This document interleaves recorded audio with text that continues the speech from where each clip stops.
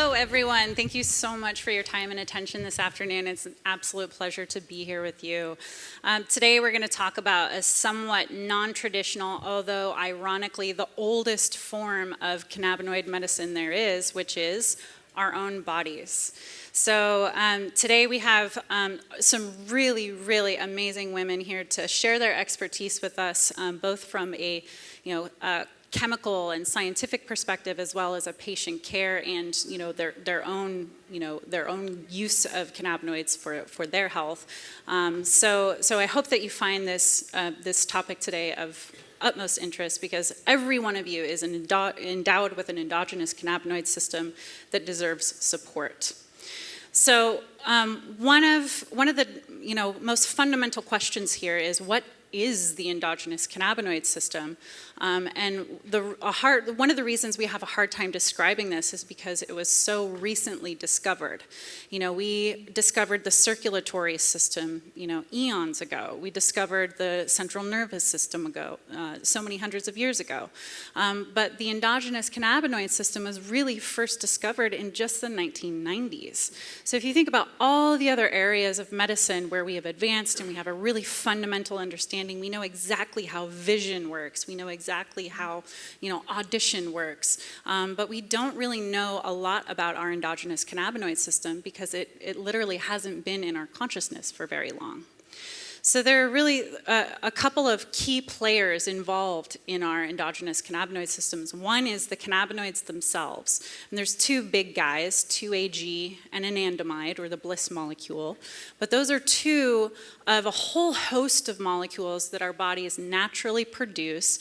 And our bodies use these molecules to regulate homeostasis. So homeostasis is, this overarching process of keeping all of our systems in check and functioning normally. So we're talking about sleep, and we're talking about appetite, we're talking about stress and hormonal regulation and digestion, and you literally name it. All of your body's systems have a mechanism for maintaining their balance and optimal function.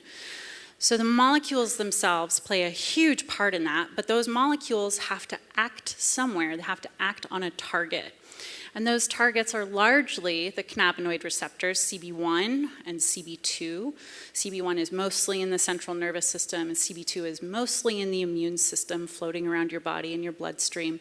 But those aren't the only targets, nor are 2-AG and anandamide the only molecules. This is a really complex system that, again, because we only recently discovered it, we have a lot more work to do to characterize. So we've got the molecules, their targets, and then one additional layer is how those molecules are broken down. So they don't live for very long. There are enzymes floating around in our bodies that chew up these things and take their components and recycle them for other biological purposes. So even the molecules themselves, 2-AG and anandamide and the other ones, they are part of a larger scope of molecules that are all fats, they're all lipids. So your body uses lipids as building blocks for all kinds of things, just like it uses proteins and amino acids as the building blocks for all kinds of things. So when we think about the endogenous cannabinoid system, it's difficult to try and isolate it because it is not an isolated system. It's a part of this larger process of your body using fatty molecules to take care of itself. So those are really the three major components, the molecules themselves, where they act, and how they're broken down, so the enzymes that chew them up and allow them to be recycled.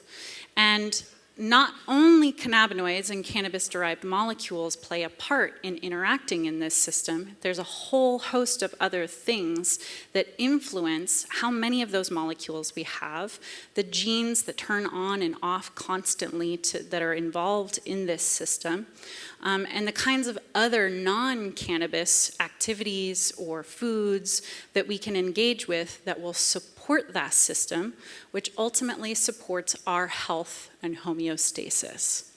So the first things that I want to talk about is those sort of practical applications on how to support the endocannabinoid system. So, and specifically, I want to lean on our expertise on stage here to talk about the non-intoxicating ways we can support the endocannabinoid system.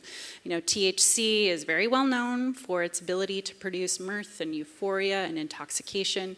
But for the purposes of this discussion, we're going to think about how to support the ECB with non-intoxicating components. So Trista, I'm hoping that you can share with us, you know, through your product line and through all the research and the patient care that you've been doing over the years, if you can share with us some insights about, you know, how we can do this with a cannabinoid product that's not intoxicating. Right, so I've been making topical products since 2004. And I started out, in case you don't know this, I started out working on a product for my mom because she deals with 3 forms of arthritis and severe pain, chronic pain from a broken back. And throughout that time, I mean, it took me 8 years to really perfect my Empower topical relief oil for mom. But even the first rendition of it gave her some relief. But that said, over that time period, I experimented with fully decarboxylating, so using straight THC in the product, and then I realized that I wanted to add CBD to it, so then I did THC and CBD combined. And we found with a 1-to-1 on that, that it was pretty effective, but what was most effective for us was THCA, CBD 1-to-1 with some THC, a smaller amount of THC in the product. Now, topical products are obviously not intoxicating at all. And researchers say that it probably doesn't break the blood-brain barrier unless you use a chemical or like a sesquiterpene to pass through into the blood-brain or past the blood-brain barrier. So what we found is that we can actually get really great results for pain and inflammation issues through topical products. That said, skip ahead a few years and have more research. And what we've learned is that THCA, CBD, and THC all interact with different TRP channels. For instance, THCA interacts with TRPV1 and TRPM8, so the vanilloid and the menthol receptors. And then when you use other ingredients that also interact with these channels, these receptors, I think it's a synergistic effect. So it's been pretty cool. And these channels that you're describing they do somewhat fall under the umbrella of the endocannabinoid system, because even some of the endocannabinoids themselves will activate the same receptors that make our bodies sensitive to heat and menthol and cool. Right. So these TRPV and TRPM receptors, you know, these are already part of our, you know, normal homeostatic processes. So it makes sense that if the endocannabinoids are working there and the, you know, plant-derived molecules are working there, that, you know, you definitely have some really complex kind of stuff happening. And it also is really interesting to think about the endocannabinoid system as not just living in our blood, because as you said, some of this might not cross into the blood-brain barrier. Right. So we're not getting these benefits because of activation of the central nervous system. We're getting it locally. So locally, that means that there must be some role for the endocannabinoid system. We've got receptors in our skin. We have, you know, all of these other proteins that are sensitive to those molecules. So, you know, our understanding of what the endocannabinoid system is even growing as a result of the patients using the products and reporting that they're efficacious. Indeed, yeah. And so I do like to focus on the non-intoxicating ways to use cannabis. And for instance, juicing, you can also get like CBG from the leaves. If you're juicing flower, I know. Sticky. You might want to add a little alcohol. But you can also get THCA and CBDA from those. There's lots of different ways to utilize cannabis in ways that are non-intoxicating. Right. So. Can we now talk a little bit about ingestion, Katie? Because I know that this is like, you know, Katie runs Peak Extracts and is totally one of the leading experts in the state to be able to describe what's happening with ingestion of these cannabinoids and their interaction with our ECB. Sure. So there's the intoxicating part with THC, and then there's THC-A, which is non-intoxicating, and then CBD, which interacts sort of indirectly with the ECS because it affects reuptake and other different receptors. THC, you know, we all enjoy it, but in terms of ingestion, it turns into the delta hydroxy 11. And that's much more potent. And so the only way to bypass that is through a topical application or inhalation, which only about 20% will turn into the 11-hydroxy with that. And some people don't like that high. And so that is something you definitely want to avoid if you don't want to do edibles and experience that. And so what about other, do you have any knowledge about other dietary cannabinoids? And, you know, aside from THC and, you know, where you can get into trouble, what about supporting our system through other dietary cannabinoids? Sure. I mean, if you start with the building blocks, you can start with the omega-3s, which are going to be the basic things that your body needs to manufacture the anandamide and the 2-AG. And then there are things that are direct stimulators of the receptors, such as beta-carophylline, and there is some anandamide in chocolate, which is one of the reasons why it's such a beautiful thing that we infuse chocolate, because we get a twofer.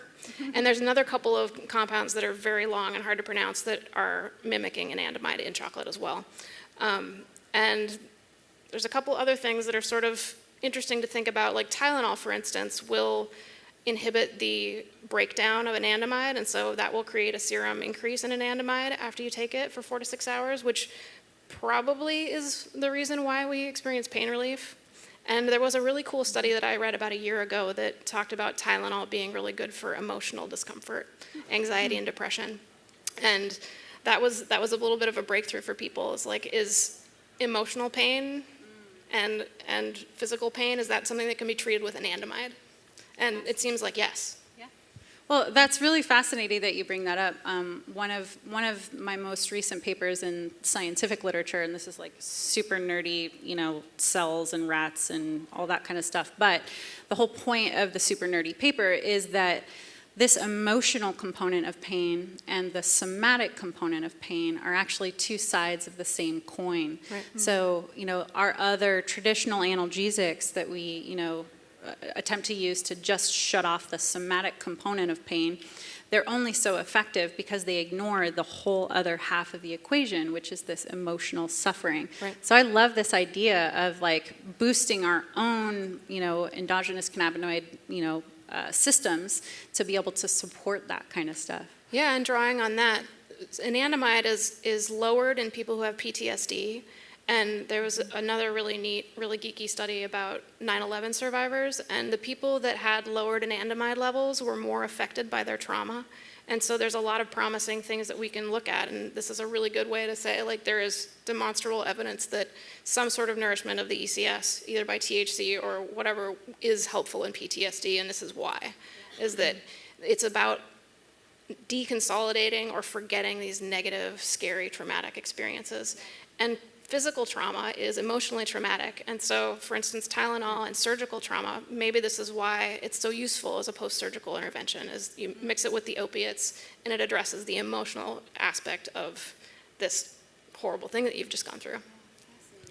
Makes perfect sense. So I picked up on the word nourish, and that kind of triggers for me these other components of nutrient intake and dietary intake, and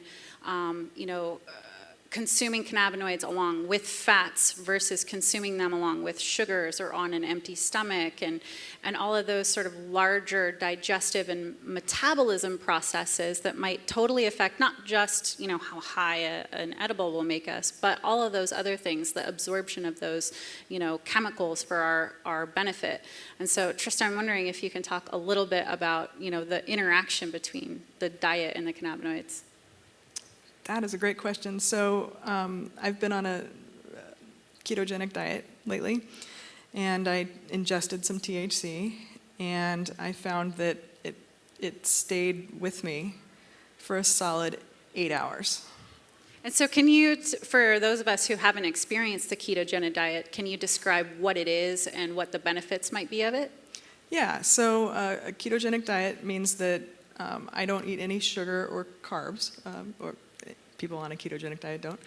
And so the body stops burning glucose and ends up burning fat for fuel instead. So it's a high fat, moderate protein, like very, very low carb diet. So it was really interesting to me when I experienced that. Oh, and the benefits, it helps people with epilepsy, it helps diabetics, and it also helps with weight loss if it works with your system. That's really fascinating. So it's like you take the sugars out of the equation and all of a sudden you get a boost in whatever cannabinoid mediated effect that you have going on. Yeah. Yeah, I find that. Quite a bit of a So boost. it's both longer and more intense? It felt both longer and more intense, yes. Interesting. Yeah, and I researched, I spent the last 2 weeks looking for any sort of studies done on that, and I could find studies on or I could find information on whether or not cannabis affected a ketogenic diet, but I could not find anything about the effects of cannabis on a ketogenic diet. So this is strictly anecdotal. Well, I mean, that's how all of this starts, right? Like, Right. 15 years ago, we had patients saying, hey, doc, if I, smoke a J before bed, I don't need to take my opioids. And lo and behold, we have, a whole field of research from this now. So, this anecdotal reporting builds into community-defined evidence, which then we carry into clinical trials and all those other, levels of evidence. Right. So, I'm super curious to see how that yeah. pans Well, out. we know that taking fat with cannabis increases absorption, and so it stands to reason that if you're already taking so much extra fat because of the ketogenic diet, that you might have Right. just absorbed that much more of it during that dose. Indeed. Yeah. Even So- with alcohol, it's like, sorry, go ahead. Well, what I was going to ask is, so if we think about this larger picture of okay, here we have the use of fats by the human body and how much fat there is floating around and all the other things that we're doing to manage our BMI and our fat that we're carrying around with us. One of the other things that comes into this equation is exercise. Obviously, we need exercise to manage those kinds of things and manage weight loss. But I'm wondering if you can talk a little bit about the interaction between exercise and the ECB. Yeah, exercise increases anandamide levels and other endorphins and enkephalins, and it has all sorts of physiological benefits. It's fantastic for IBD, which is my pet favorite because I have Crohn's disease. And one of the things that is just across the blanket for Crohn's disease benefits is exercise. And part of that is the endocannabinoid system, for sure. Runner's high. Exactly, and that's been well demonstrated that it's ECS mediated. Yeah. So you're saying that the runner's high is mediated by the endocannabinoid system. Yeah, Yeah. I agree. I think there's a ton of evidence to support that. Yep. Thank you for sharing your patient perspective, by the way. I know that's, it's a very vulnerable place, so, our audience benefits from your sharing, so thank you for that. You're welcome. I also, too, there's this whole ulcerative colitis and the Crohn's literature is getting really exciting, and the Israelis are pumping out some really fascinating data. And you definitely don't have to be a gastroenterologist to look at a before and after picture and go, yeah, that guy looks healthier, on the inside. Right. Yeah. So there is this, we have to wonder, what are the mechanisms by which cannabis is helping this? Is it purely by resetting our body's own ECB? Is it the topical application of the cannabinoids within the digestive tract? Is it it's coming through the bloodstream and it's hitting the all of that stuff from the inside? This is a really, really complex system. I mean, digestion and metabolism in general are very complex, but then you add on this other layer of phytochemical complexity, and there's some interesting stuff happening. Last year at one of the cannabinoid conferences, one of the biggest topics was the microbiome. So what is the relationship between our gut bacteria and cannabis and cannabinoids, and gut bacteria and the endogenous cannabinoid system? And sort of from a 30,000-foot view of it, it looks like there's this really interesting thing happening between autoimmunity and the endogenous cannabinoid system. So if we look at almost any of the autoimmune disorders that you can list, any one that you can think of, there seems to be some dysregulation of the endogenous cannabinoid system or some ability to correct or treat that autoimmune disorder by using cannabis and cannabinoids. So we're almost to the point where we might start thinking of any autoimmune disorder as a disorder of our endogenous cannabinoid system. So this is, for fibromyalgia patients, we can see if we put them in a brain scanner, we can see that they literally don't have as many endogenous cannabinoids floating around in their brain compared to a normal healthy control. Mm-hmm. So, this link is getting closer and closer, and I think over the next, several years, we're gonna start to, see a lot more of this. So, if you have patients in your communities or if you're a patient yourself with some type of autoimmune disorder, this might be something that is really worth paying extra attention to. Absolutely. So, do you see this with any of the patients that you work with? Yeah, definitely. I've seen patients who are taking, Katie's working on a new product. I'm going to plug it. Sure, please. And I actually have an autoimmune disorder as well, actually. And I am taking one of your beta testers, and I'm taking a THCA, THC, so 4-to-1? 4-to-1, yeah. Yeah, a 4-to-1 tincture. And so far, so good. I mean, we'll see. But I think that I've heard from a lot of my patients that taking CBD tinctures are really helpful for them. Mm-hmm. Again, I think full spectrum for internals are pretty important. But this is the kind of feedback I've been getting, definitely. And that's a really interesting thought too, that, we talk a lot about full spectrum products and, that being the best kind of medicine is kitchen sink medicine. You throw, 12 anti-inflammatory agents at this disease rather than just one anti-inflammatory agent. So I'm wondering if we can speak a little bit about, full spectrum versus isolate, and is it really worth vilifying isolate the way that it kind of is popularly, almost frowned upon? I mean, I'm really ambivalent about it. I think that there's certainly a place for CBD isolate, especially as we navigate into this space where the FDA may be coming down really hard on any residual THC. Mm-hmm. And so it serves our best interest to make sure that even if we use CBD isolate, we're adding other things that will help that molecule get where it needs to go or support it.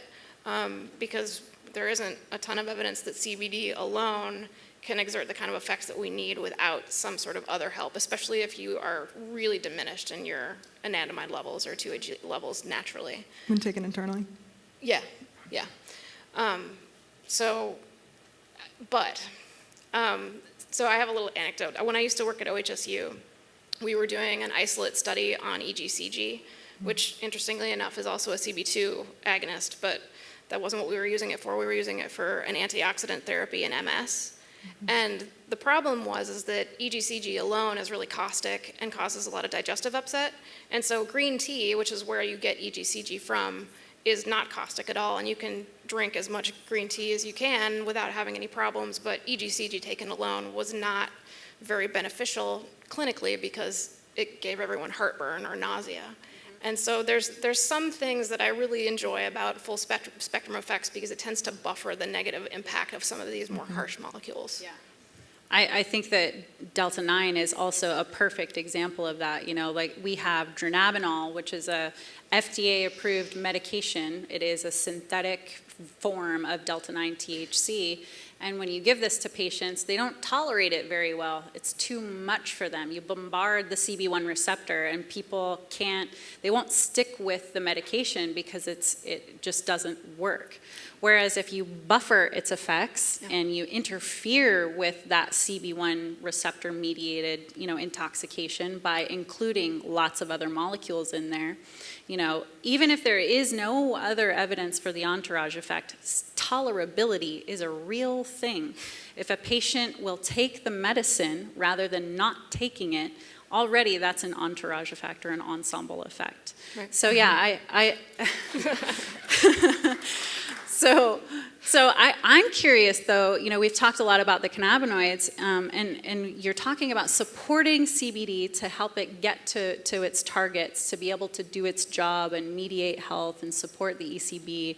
We've focused a lot on cannabinoids, but what about the terpenes? We know that beta-caryophyllene is a dietary cannabinoid. That is, yep. If you ingest it, it is a full agonist at the CB2 receptor. Mm-hmm. So we have at least one example where we have support of the endogenous cannabinoid system or activation of the ECB through a terpene. Do you know any more about the other terpenoids or other plant-derived, ingredients? Because even if it's not like a pure cannabis, product, if we're mixing in some cannabis ingredients into a vehicle or into a food, what does that food look like? Sure. I mean, there's some data for linalool being sedative, and so it's same with nerolidol and geranyl acetate. And then piperine, which is not often seen in cannabis, that's a fantastic way to get things better absorbed into the system. It's what people use with turmeric to get that absorbed. And there's a couple of good studies about cannabis being potentiated really heavily through piperine.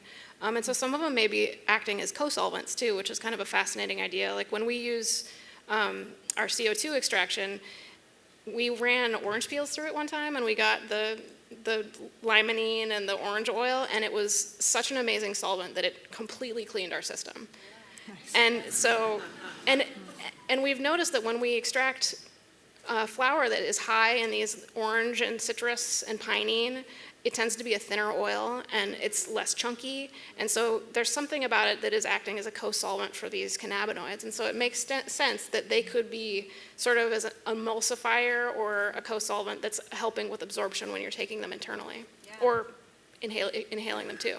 And even just from a homogeneity perspective, right? If you have this really clumpy material versus this really nice, thin, homogeneous material, mm-hmm. that to me seems like it might be more therapeutic just because it is, it's easier for the body to process. Sure, and this idea of using a nanoemulsion, the smaller the particle that you get when you have an ingestible product, the more likely you are to absorb it fully. And so these co-solvents are going to make those particles smaller and smaller and smaller so that you can absorb them better. And this whole nano-emulsified hemp oil thing, these words get thrown around a lot of the time, and there's a little bit of like dietary literature showing that some of these nanoparticles are actually not very good for us, right. And other ones seem to be okay. Do we have any indication of like which ones are actually healthy or which ones to avoid? Is there any regulation about that stuff? That's not my specialty. I know that there are things that are they break them apart really small that are toxic substances. What I'm more interested in is just getting things that we already want to eat much smaller through using emulsifying properties. And so there's no risk there because it's just, the same thing we're already eating. We're just making them much, much smaller and emulsifying them better. Yeah. But yeah, there's some scary nanotech. Yeah, for sure. That touches things and never leaves. And that's you get to the point where you're just purely ingesting toxins that are never going to leave your body. Yeah.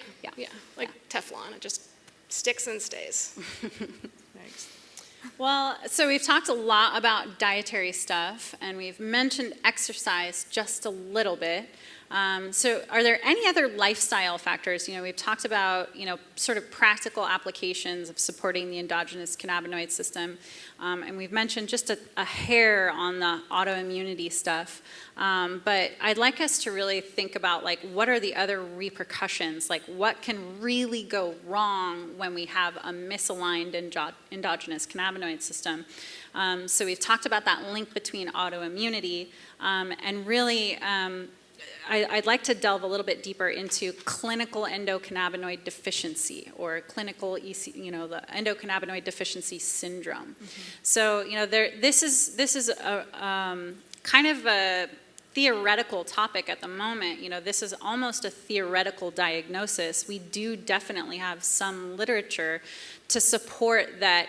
Endogenous cannabinoid deficiency is a real thing, but diagnosing it or confusing that diagnosis with something like, some other autoimmune disorder, that seems really, really tricky.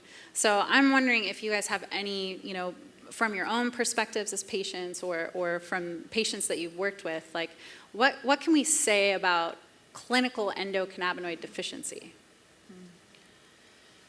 I like to think of the ECS as being something that involves like the modulating of a signal, like the volume control.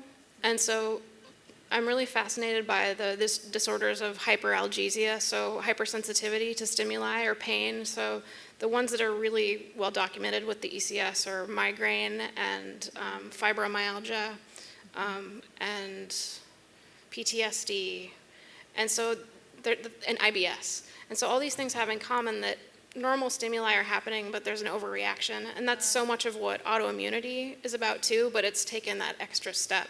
And in all of those conditions, serum levels of anandamide are low. And so it stands to reason that by boosting the ECS, you can sort of turn down those signals and prevent that disordered response to pain or stimuli. And then when you go into autoimmune disease, it's even more overreaction. Yeah. And this thing too, like this idea of using the body's own endocannabinoid, system to modulate pain in particular, this is something that, researchers have been interested in for a long time. And so, especially because cannabinoids are so difficult to work with on a political and legal level, researchers were sort of going in through the back door and saying, okay, well, if we can't use cannabis, how can we still get the same effect, but just, modulate your body's own endocannabinoids? So a number of years ago, scientists and pharmaceutical companies started developing drugs which would turn off those enzymes that break down your body's endogenous cannabinoids. So what that means is if the little Pac-Man enzyme isn't there to chew them all up, then they're still there. So if you have more of them floating around, and that was your problem, you didn't have enough of them, then maybe your balance is reset and pain goes away, hypersensitivity goes away. The unfortunate thing about those drugs, that class of drugs, is that they ended up being really, really unsafe, and they actually caused a ton of adverse reactions. There were actually, some really significant side effects like suicidal ideation, and those clinical trials had to be stopped because it turns out consuming cannabis is just more safe than using your own body's mechanisms to relieve hyperalgesia. So. Yeah. And I've read a little bit about THCA being able to help do that as well, to turn off the mechanisms that are eating the endogenous cannabinoids. Yeah. So. And so many of these syndromes, so much in autoimmunity and so much potentially with endocannabinoid, dysregulation, and in migraine, there seems to be an underlying component of inflammation in so many of these processes. And if you look at the petri dish activity of the cannabinoids, almost all of them reduce those inflammatory markers. Same thing with the terpenes. It's really quite remarkable. If you do a PubMed search for Cedrine or Neurolidol or whatever, almost without fail, you're going to see antioxidative, anti-inflammatory, and analgesic effects of these, isolated molecules. So if all of those things are happening in a petri dish, it might be hard to extrapolate to a human. We've gone wrong there before. Obviously, that's how we got those, the Pac-Man enzymes that didn't work. But I'm really, really curious to just gather your thoughts about anti-inflammation in general and using, supporting the inflammatory processes in your body with cannabinoids. Well, topically, you can also get a lot of those terpenes or terpenoids from essential oils as well. So I've definitely found over the years with experimenting with different combinations of essential oils that we can hit the same terpenoids that are in cannabis, but in different concentrations in the essential oils. So when you combine them with cannabinoids, we definitely see a synergistic effect. Yeah, Chinese medicine is really similar in that way too. A lot of the topical preparations are really terpene heavy, especially with analgesia or inflammation. And kind of getting to, I don't know if any of you were here for the riveting conversation between Guy and Jeremy talking about this sort of holistic approach rather than the, sort of isolating these molecules. But just purely from a holistic perspective, we already have something that's safe. We know that this is safe.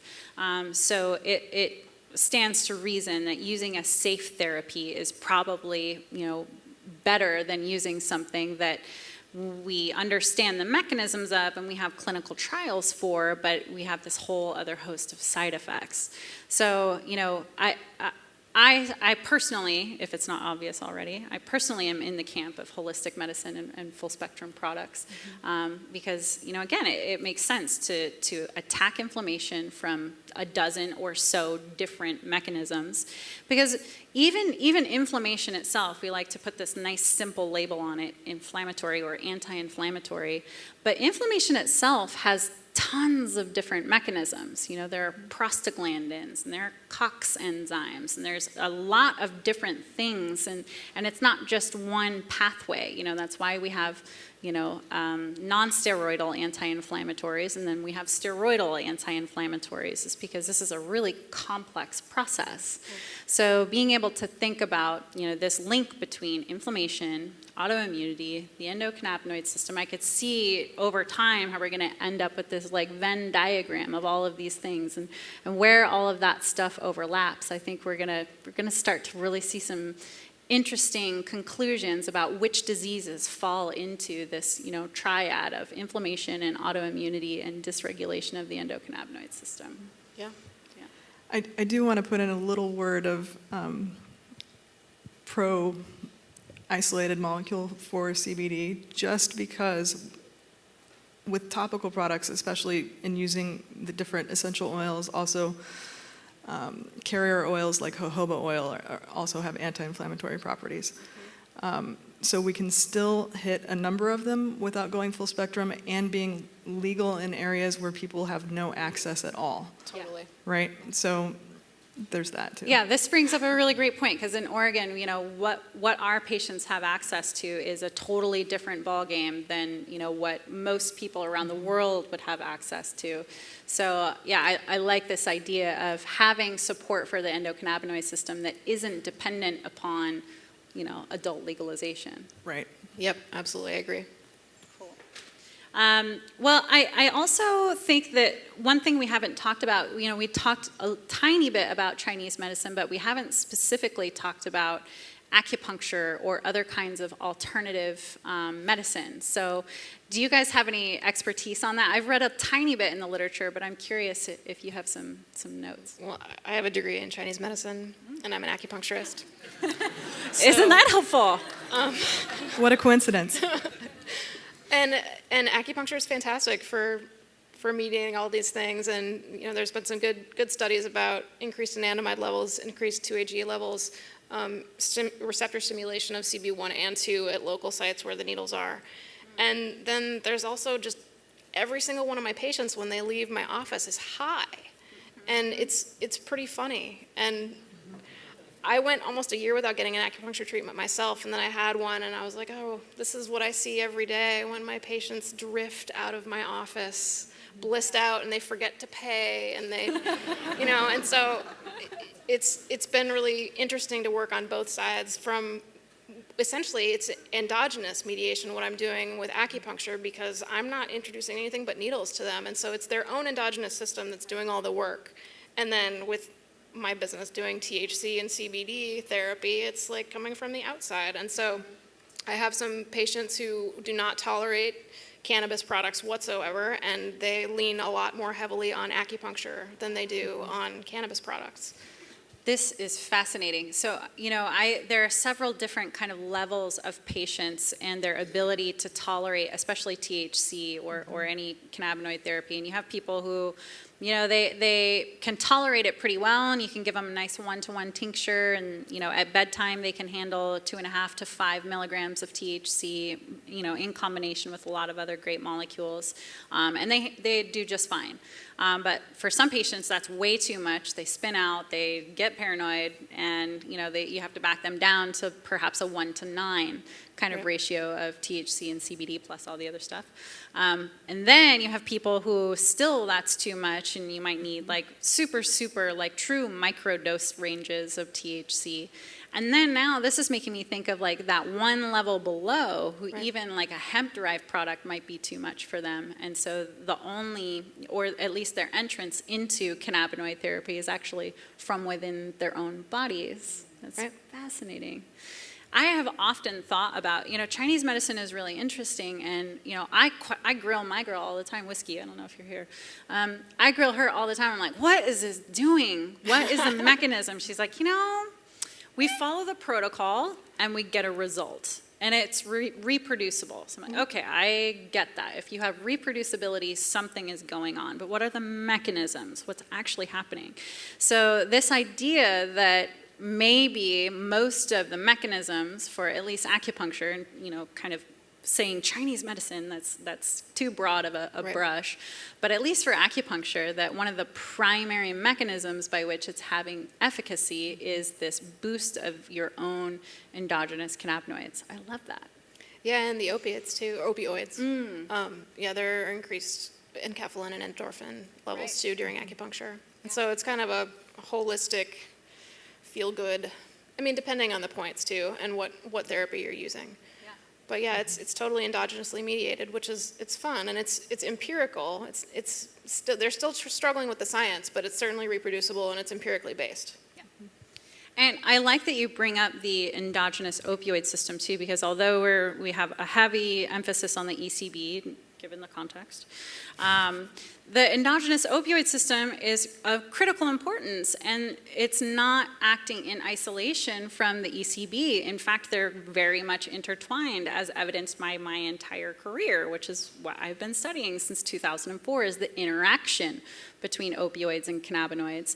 And, in animal models, we see this all day, every day. If you knock out a CB1 receptor, you get an upregulation in the endogenous opioids. If you knock out the endogenous opioids, something happens with the ECB. So it shouldn't be any surprise to us that this is a really complicated, soupy mess of stuff that is really in quite delicate balance and can unfortunately go wrong pretty easily. Same is true of dopamine as well. The dopamine system works really closely with the ECB. Like with Parkinson's patients, they have a decreased level of the endogenous cannabinoids before they get to the really dopamine deprived state, and then when their substantia nigra stops producing dopamine, then the anandamide levels spike to try to balance it out, but doesn't quite work. Doesn't quite get there. Yeah. Well, we've just got a couple more minutes on stage before we leave you fine folks. Are there any concluding remarks that you'd like to leave our audience with before we pass the mics on to the next set of experts? Well, thank you so much for your time and attention. It's been a pleasure to be here.